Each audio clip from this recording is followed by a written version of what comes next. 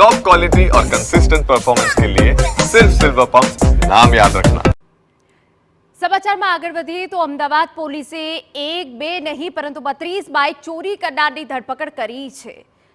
અમદાવાદ પોલીસે રાજસ્થાનના રીઢા બાઇક ચોરની ધરપકડ કરવામાં સફળતા મળી છે। શહેરના પોશ વિસ્તારમાં છેલ્લા ઘણા સમયથી વાહન ચોરીની ફરિયાદોમાં સતત વધારો નોંધાયો હતો, ત્યારે એલસીબી ઝોન 7ની ટીમ દ્વારા સેટેલાઇટ આનંદનગર અને બોડકદેવ વિસ્તારમાં બનેલી ચોરીની ઘટનામાં સીસીટીવી ફૂટેજ ચકાસ્યા હતા, જેમાં મુખ્યત્વે એક જ વ્યક્તિ ચોરી કરતો નજરે પડ્યો હતો। ત્યારે પોલીસે અલગ અલગ ટીમો બનાવી સીસીટીવી ફૂટેજ તેમજ ટેકનિકલ સર્વેલન્સનો ઉપયોગ કરી ઘાટલોડિયા વિસ્તારમાંથી આરોપી પોપટ કુમાર લબાનાની ધરપકડ કરી છે। ઉંમર 43 વર્ષ, રહેવાવાસી ડુંગરપુર, રાજસ્થાનની ધરપકડ કરવામાં આવેલ છે। એક મોટા વાહન ચોર છે અને છેલ્લા 5-1 વર્ષમાં 32 જેટલી મોટરસાઇકલ પૂછપરછમાં એમને કબૂલી છે અને આ બધા મોટરસાઇકલ રાજસ્થાનમાંથી રિકવર કરવાની કામગીરી ઝોન 7 એલસીબી કરેલી છે। આરોપી પોપટ કુમાર લબાના મૂળ રાજસ્થાનનો વતની છે અને છેલ્લા 6 વર્ષથી અમદાવાદમાં રહે છે।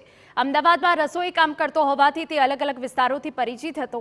આરોપી કોરોના કાળમાં પોતાના વતન રાજસ્થાન રહેવા જતો રહ્યો હતો।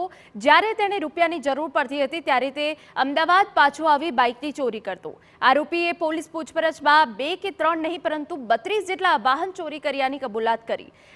અમદાવાદથી ચોરેલા બાઇક રાજસ્થાનમાં વેચી દેતો। પોલીસે આરોપી પાસેથી 32 વાહનો કબજે કરી વધુ તપાસ હાથ ધરી છે। કોવિડથી પહેલાં અમદાવાદમાં રહેતા હતા અને ત્યાર પછી આપણા વતન જતા રહ્યા હતા અને ત્યાંથી એ વચ્ચે અમદાવાદ આવતા હતા અને એના જોડે 3 થી 4 ડુપ્લિકેટ ચાવી એમને જોડે જ હતી અને એ જુદા જુદા મોટરસાઇકલોમાં પ્રયત્ન કરતા હતા ખોલવા માટે। જો પણ મોટરસાઇકલ એમનેથી લોક અનલોક થઈ જાય અને રાજસ્થાન લઈ જતા હતા અને ત્યાં 7 થી 8 હજાર 10 હજારમાં વેચી નાખતા હતા।